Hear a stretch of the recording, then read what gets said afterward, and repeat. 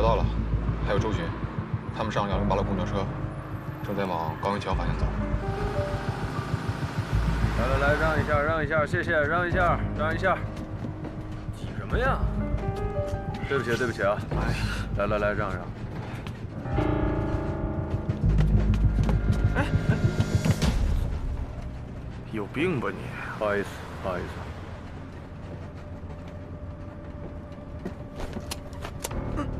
千万别乱动啊！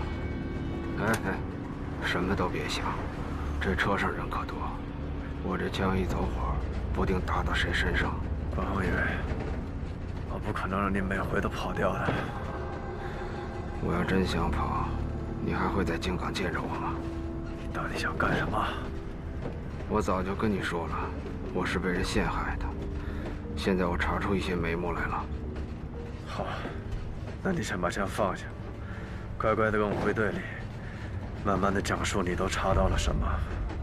之前你杀死的那个安婷，跟陷害我的人有直接的联系。还有之前你们开掉的那个刑警叶方舟，他应该跟安婷是一伙的。我建议你们跟进一下这个线索。那王志革呢？王志革，他可能是临时被征召的，应该不是他们的固定成员。临时征召？你跟我哥不是破获了一起绑架案吗？新闻上说死了一个绑匪，事后你有见有人去找人质的家属要悬赏吗？你到底想说什么？我就是想告诉你，有这么一股势力。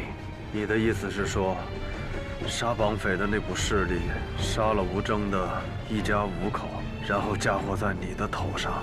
我就是这个意思。关宏宇。 那天在楼道碰见你，没想到反应还挺快，身手不错。别动！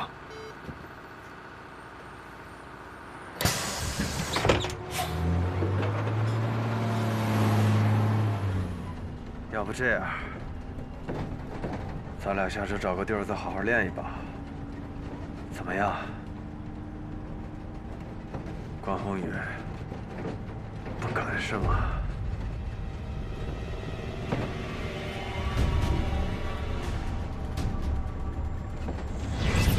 别动！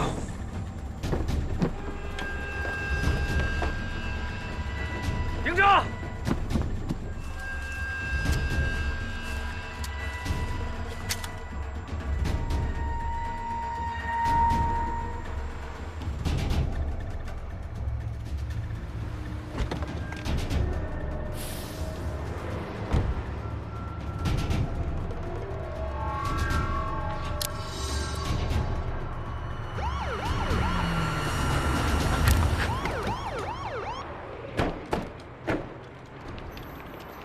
哟，刘队，好久不见啊！叶方舟，跟我们走一趟吧。带坐。等会儿。怎么了，刘队？我违章停车了？你自己心里明白。带坐。走。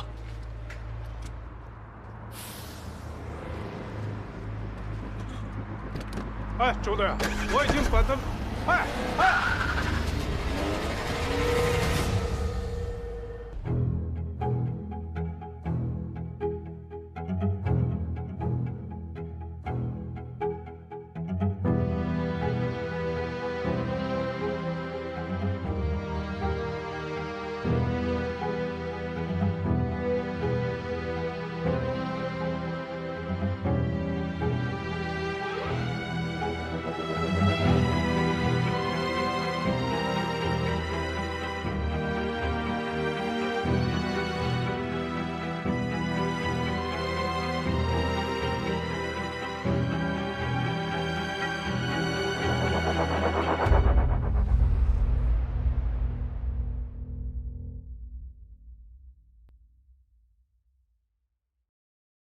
应该是这栋。您好，您是物业的吗？不是，我是修管道的。那您在这工作多久了？3、4年了吧？怎么了？我们是京港来的，来这核查一个案子。您听说过这2年前有一起入室伤害案吗？入室伤害？没有，没听说过。那2楼201的业主您认识吗？哦，我知道，是40多岁一男的，具体叫什么我就不清楚了，你们可以去问我们主管。哦，那倒不用了。这个人一直住这儿吗？那我就不清楚了，反正自打我来了他就住这儿，没有换过人。啊，谢谢啊。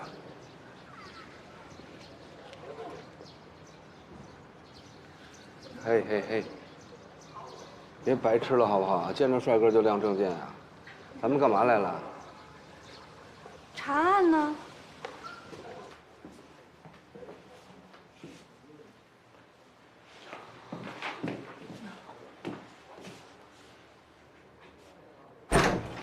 哎，你们干什么？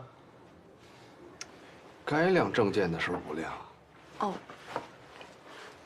你好，我们是从京港来的，我们是想找您调查和核实点事儿。好好。哟，可是我上午有2节课呀，今天。没事，来得及。那行，那你们请进吧。打扰了。没事没事。来，随便坐。随便坐，随便坐。还要上课？您是？哦，你好。哎，你好。董乾，我一直都在江州职业技术学院任教。不好意思，打扰您工作了。我叫关洪峰，这位呢是周书彤警官。我们找您呢，主要是关于2年前的一个案子，想跟您核实一下。2年前的9月15号。是的，您对那天的事儿还有印象吗？印象有，应该是有，因为每年的9月15号呢，我们学院都会举行一次运动会，所以那天我应该是一大早就去了学院。这几年了，我都是担当田径项目的裁判。那运动会一般是什么时候结束啊？应该是傍晚4、5点钟吧。不过我不会待到那个时候，因为田径项目呢一般都是上午就结束了。我中午在学院吃个午饭，下午就开溜了，就当给自己放半天假。那中午您离开学校后，我去了法西路的一个古玩市场，那古玩市场很不错的，我记得很清楚。哎，对了，这个壶就是我当时淘到的，它虽然是个赝品吧，但是做工还比较精致。那您大概是几点回的家呀？几点回的？这个我就记不大清楚了。不过肯定不会超过7点，因为我有看新闻联播的习惯。哦。江州啊，地方小，我平时呢不怎么上网，所以想了解天下事，我只能是看看新闻了。听您口音，不像是江州人啊。啊，是，我是老家是沈阳的，不过我来这边差不多也有6、7年了吧。二位就说这么半天了哈，我冒昧问一下，就是你们到底想查什么呀？哦。我们在京港破获的一起案件中呢，据嫌疑人供述，在前年的9月15号，也就是在咱们江州，曾实施过一起入室伤害案。伤害，入室伤害！我的天哪，这么大的事儿，别说我这儿没有了，整个小区都没有听说过呀。这个人他是会不会记错了呀？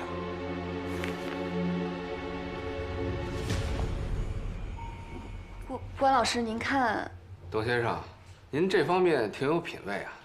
哦，让您见笑了啊！我就为这么点爱好，我几乎把我所有积蓄都给搭进去了。说来我也丢人，您别看我收藏红酒，但是我却不怎么喝，因为我酒量很差。嗨，那喜欢牛饮的呢都是酒鬼，也谈不上什么品位啊。哎，问完了没有？别耽误人董先生上课。没事没事，那就不打扰您了，感谢您的配合。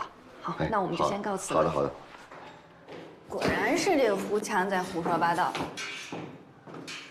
关老师，您是第一次来江州吧？那个周队说了，我们不用那么着急回去，让我在这儿多陪您玩2天。还有心思玩？这事儿明显有问题。哎，这案子有问题？您是说胡强？你刚才看董乾的酒柜了吗？陈列着一排收藏级别的拉菲红酒，05年的、02年的、2000年的、82年的，关键是还有61年，那都是葡萄生产年份最好的红酒。你知道现在一瓶82年的拉菲酒市价多少钱吗？很贵吗？不会低于5万，61年的就更贵了，差不多得30万块钱。董乾一个老师，他怎么可能啊？说不准，人家就是家底厚，就是愿意花几十万块钱买瓶红酒收藏。不过按照他的收藏标准，我发现他还少一瓶90年份的，那也是葡萄生产最好的年份之一，而且比82年的还要便宜。据胡强的供述，他是用酒瓶子击打的被害人。那您是觉得他之所以少了90年的拉菲，就是因为……我问你啊，你还记得你大学毕业最后一场散打是什么时候？应该是6月几号来着？5月底。几点开始的？上午9点吧。那几点结束的呢？下午2、3点。结束完以后你去哪儿了？好像回了宿舍吧。那回完宿舍你又出去了吗？晚饭是在学校吃的吗？那吃完晚饭是回宿舍了还是出去了？我知道了，董乾不可能对2年前的事儿记得这么清楚。胡强没有说谎，2年前的9月15号，这个201一定有事发生。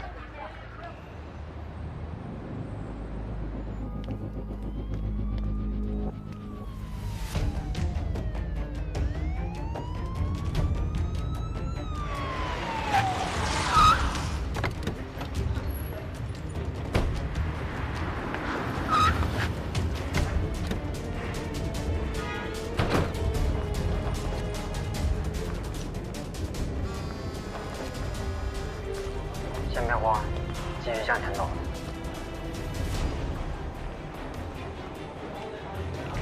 让一下，让一下。看见前面那个腊月轩了吗？左转。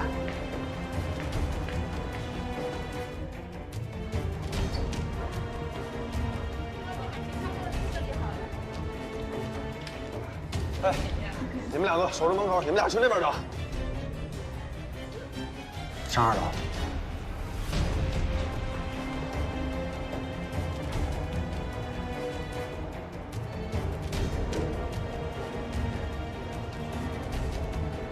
右转，甩向你身后那个人。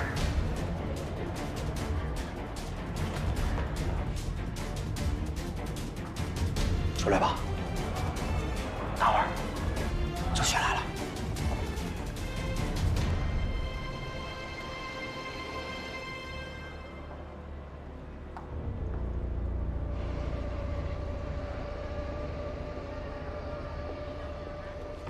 来杯苏打水。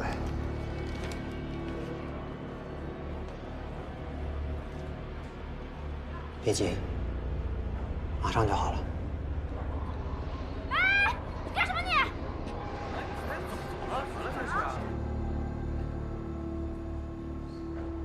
出来吧。看见前面那个沙拉黑油了吗？那里有个后门，出去时候穿过小巷，在街口等我。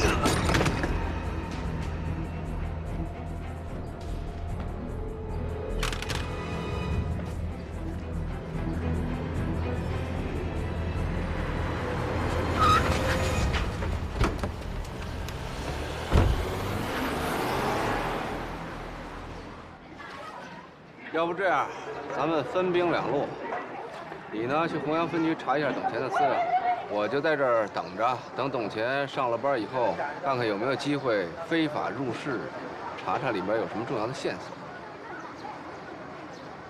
最后一句开玩笑。关老师，我们在这儿人生地不熟的，还是一起行动比较好吧。再说我又没经验，我总怕一个人呢去弘阳分局查资料，你说万一遗漏点啥呢？要不这样，我去弘阳分局，你留在这儿盯董乾，好吧？哎，关老师，关老师，我对跟踪也……行，同去同去。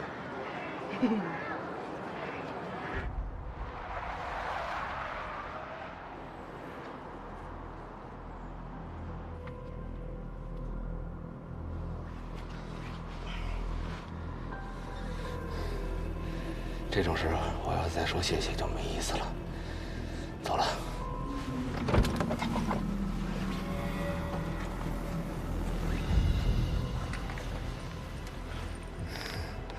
多问一句，为什么要帮我？那你为什么打给我？直觉上，我觉得你会帮我。我很欣赏你，或者说，是你们的直说。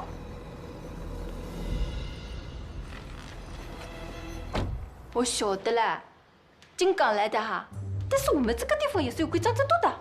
哦，不是因为你们没有这个接触生，因为我们怎么办啦？我们就不能因为这个就不能自己的。老百姓的颜色也是很重要的，你知道吧？我知道你们村队的里面来讲，跋山涉水也是很多人的，但是老百姓不清楚的。哦，现在的共产制度这么方便，对对对，传真，一电话，他就讲把类似的，要么就是打个电话的事情嘛。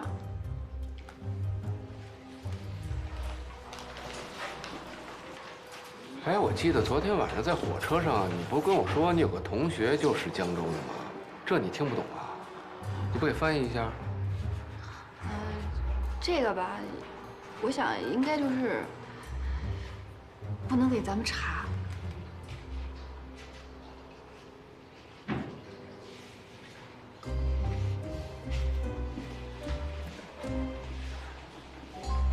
好，知道。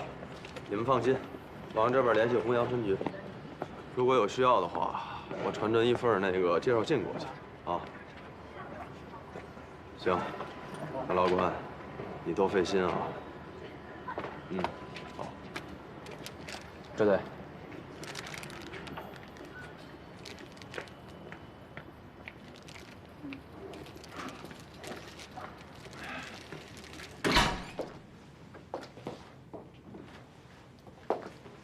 叫什么名字？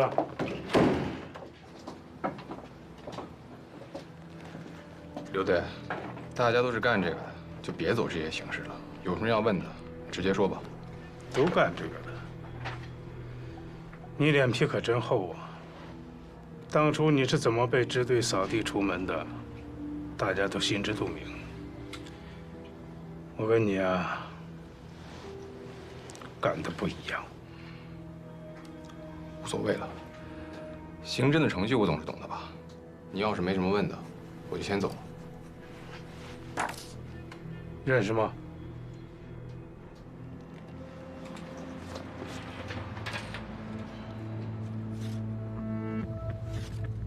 这不是安哥吗？他怎么死了？怎么认识的？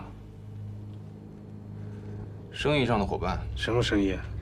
这些年我一直往城西边几个区的超市供应进口食品，安哥在食品检疫有些关系，你懂的。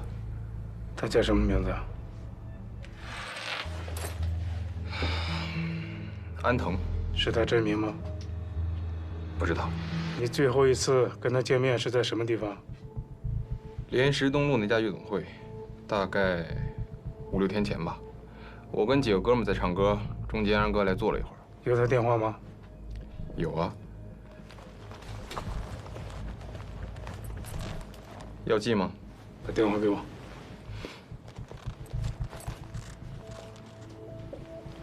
我告诉你啊，你不用告诉我，我知道，你们没有权利检查我的手机。你今天为什么跟踪周队？我别给我装糊涂！从金港站到宁远门，你一直都在跟踪周队。也没什么特别的事儿，我碰巧看到周队有些麻烦，怕他应付不来。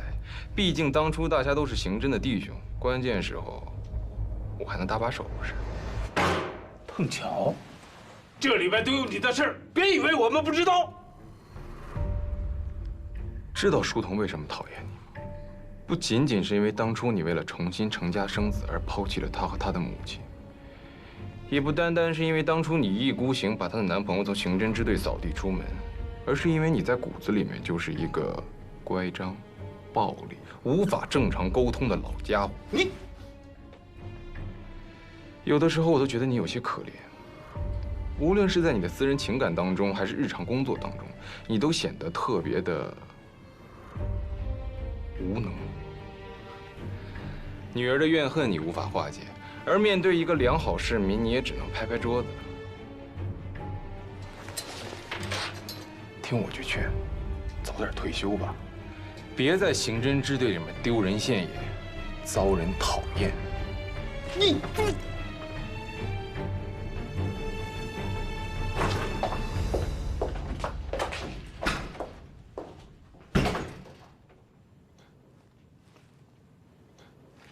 得，师妹，领导都走了，要是没什么事儿，我就先撤了。那您留个电话号码吧，如果有什么需要，我再联系你。还有就是，最近一段时间不要离开金港。好啊。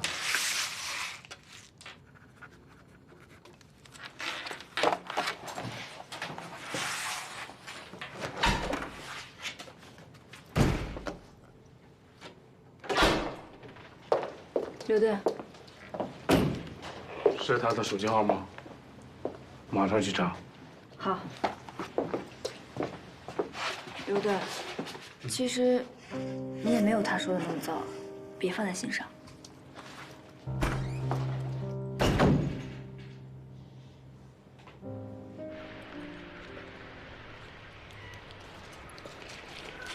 呀，周队。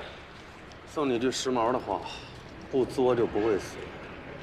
安藤就是最好的例子。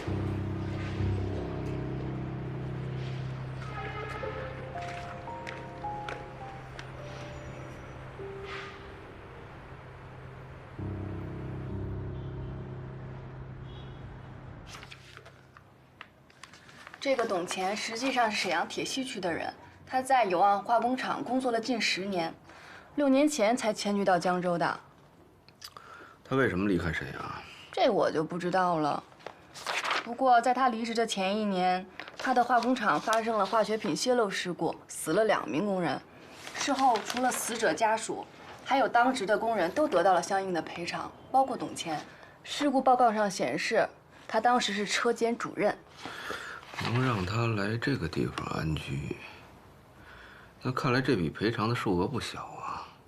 他还能收藏名贵红酒呢。当初我舍友就跟我说，这儿的房子不贵，6年前应该更便宜，没准儿从酒架上拿1瓶红酒就能换1套房子呢。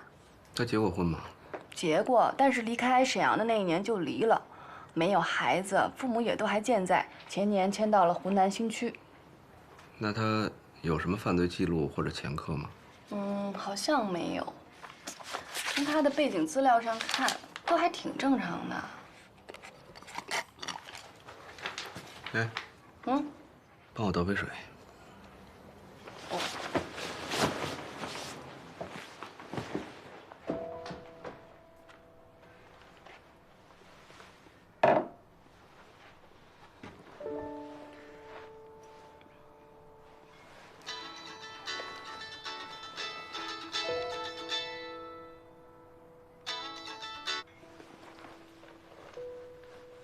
怎么不接啊？哎，男朋友查岗啊，我要不回避一下？没有，不是。叶方舟。对，您之前是他领导。啊，没错，当时确实是我签字开除他的。您当时的决定应该是正确的。我觉得你们俩不是一路人呐，怎么会走到一块儿去呢？还是离这种人远点吧，他不简单。我没有。哎，行了，别说了，时间也不早了，赶紧洗洗睡吧。明天早上咱们再去一趟东花园小区，我得好好再问问这个东西。哎。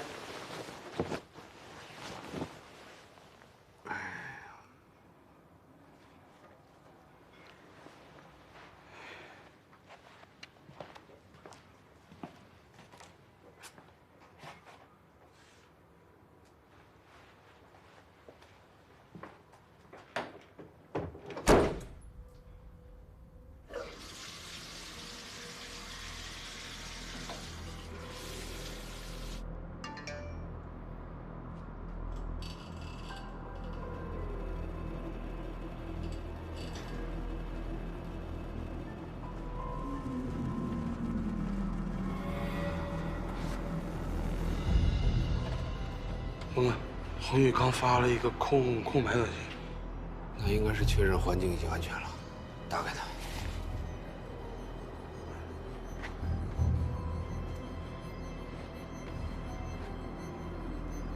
哎，哥，你怎么样？没事吧？我现在暂时安全了，我在崔虎这儿呢。你那边什么情况？你还有心思问我？你就照顾好你自己就行了。我这边的事我自己处理啊。哎，不过有个事儿我得跟你汇报一下。怎么了？这周巡肯定让周书童盯着我呢吧？啊，这周书童以经费不足为由，在酒店就开了1间房。我现在跟这丫头住在1间房里边，你说我是想办法躲开她呢，还是我就将计就计，出卖色相，换取片刻自由啊？啊！都这个时候你还凭什么呀？啊！另开房间肯定会让周巡更加的怀疑。至于第2方案，我建议你跟亚楠请示一下。等，我明白你意思了啊。那你就别管了，反正我是肯定得单独去一趟南山军区。如果包一个车的话，几个小时应该打1个来回。要不这样吧，我今天晚上就动身过去，到了那边以后咱们正常交接。哎，我不是跟你说了吗？这边事儿你就别管了。你过来干嘛呀？人生地不熟的，风险太大啊！可是你怎么摆脱周书童啊？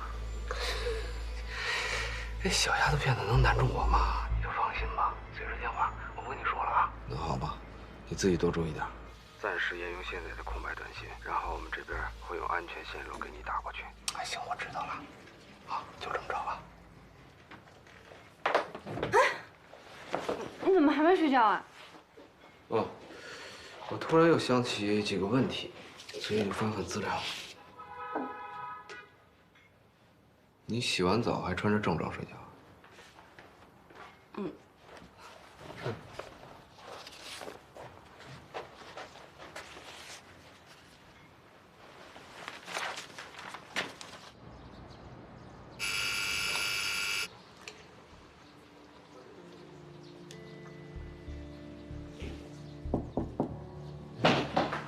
关老师，物业的监控显示，董前傍晚5点就出去了，之后再也没有回来。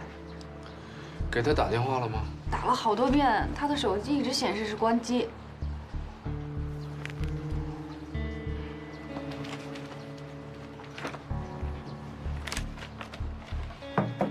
别敲了，去楼大河门口看看有没有监控。哦，好。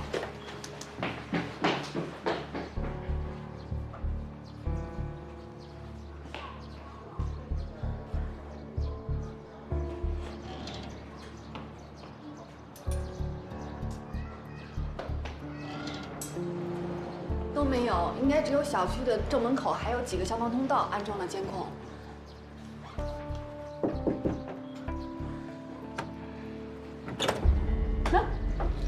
哟，这家人也太马虎了，门都不带锁的，咱们进去看看吧。哎，把门关上。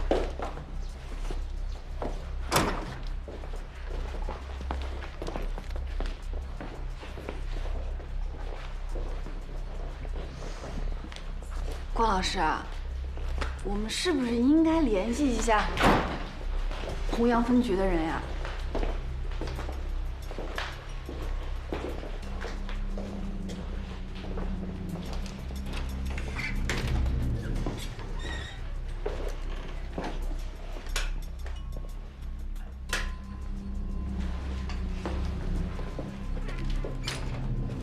关老师，屋里好像什么都没有少，衣服还有鞋帽都还在呢，洗漱间里的洗漱用品还有剃须刀也都还在。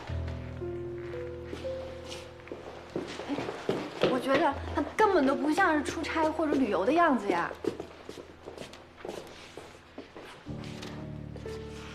不，少了这个。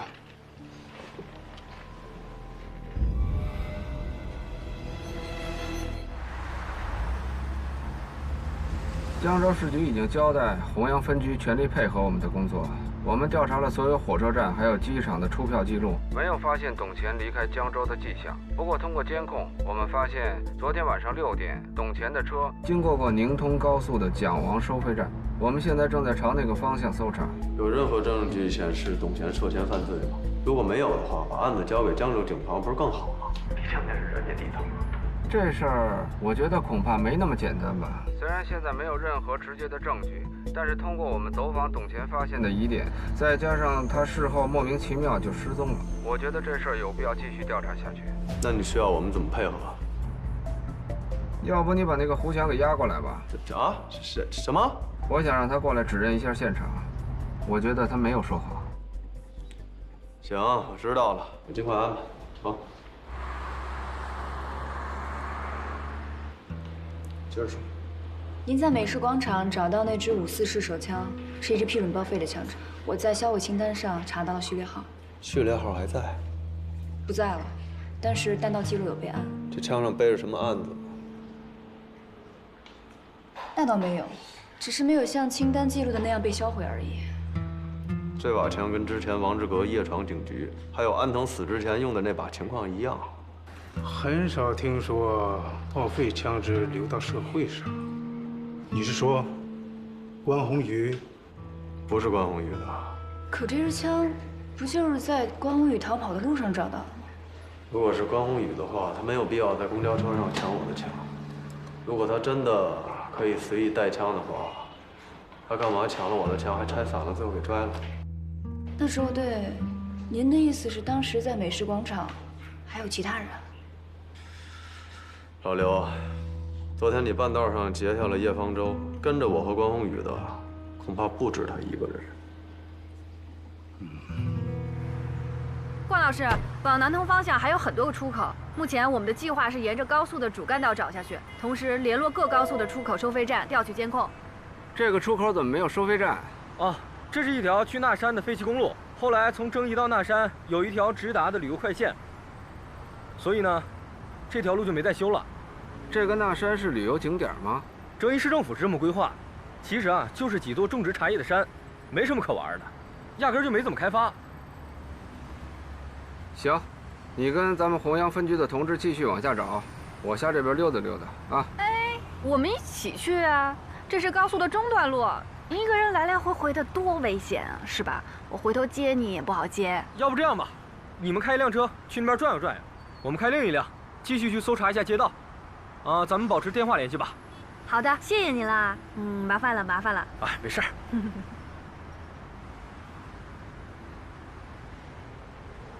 不过啊，关老师，您为什么非要往那个方向去呢？我也不知道，这个董钱，出门不拿行李，也不带金银细软，就拎了一瓶酒。走。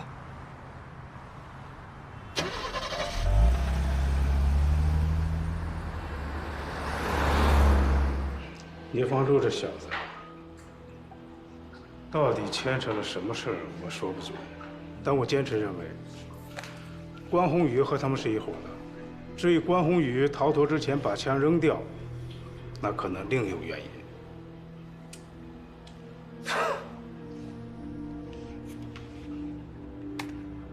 这个，刘队，枪支上提取到的指纹确实不是关宏宇的。那是谁的？还在筛查。老关在江州的那边案子有了新的情况，我恐怕得过去一趟。至于这边，现在基本上可以确定，确实有一伙人和我们一样在找，甚至在追杀关宏宇。再就是，那把枪不会平白无故的被扔在那里。关宏宇能在重重包围下一次又一次的突破封锁，他也不是一个人。从昨天开始，我们2个队一直24小时轮流监控叶方舟。从围捕行动开始，高亚安呢一直也在监控状态。关宏峰和彤彤在江州，那还有谁啊？不清楚，但肯定是有人在帮他，而且是个高手。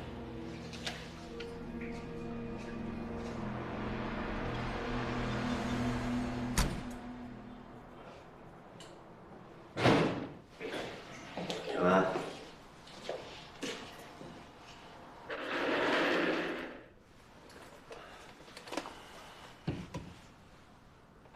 怎么每次一见着我就一脸积极斗争呢？周队长每次莅临法医室，不是有新尸体送给我，就是来催验尸报告的。这2样都没办法让我高兴吧？说吧，什么事儿啊？没事儿，想请你吃个饭。有话直接说嘛，何必献殷勤呢？我就这么让你讨厌吗？啊？这我讨厌的事儿，你不是都让刘长勇代劳了吗？我想跟你商量一下，关于孩子的事儿。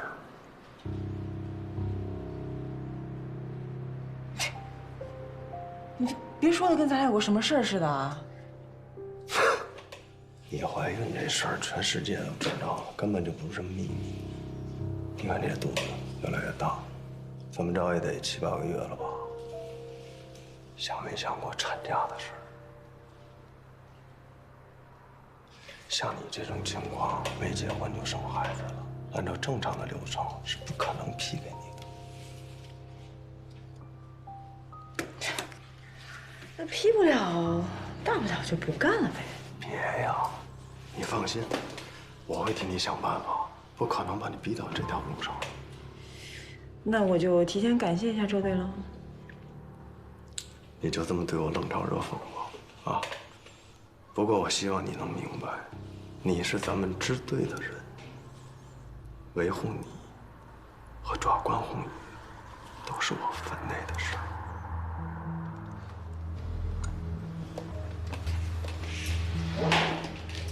周迅，有的时候真搞不懂你。什么？搞不懂你到底是个正直的警察呢，还是个虚伪的混蛋呢？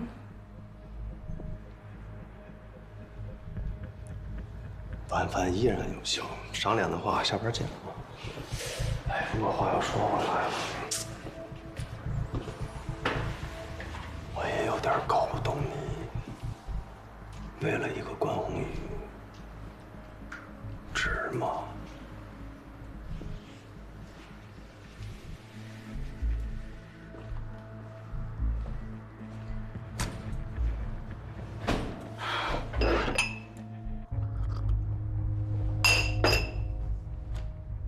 看什么看啊？干活啊！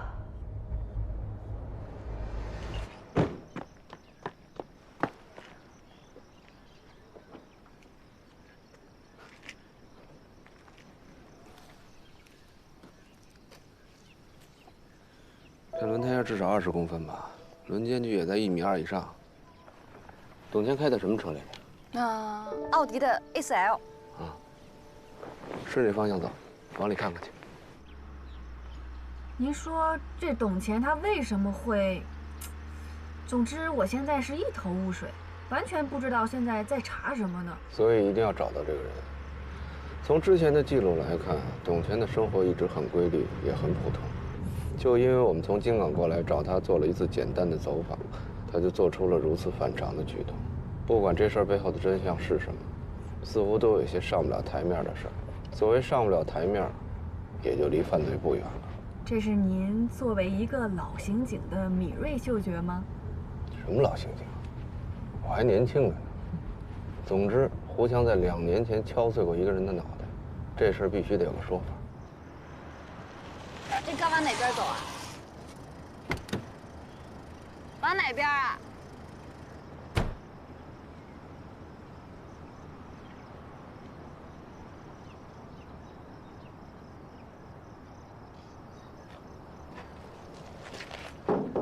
往这边。哇，关老师，这路面上连轮胎的痕迹都看不出来，您居然看什么轮胎印啊？都看见车了。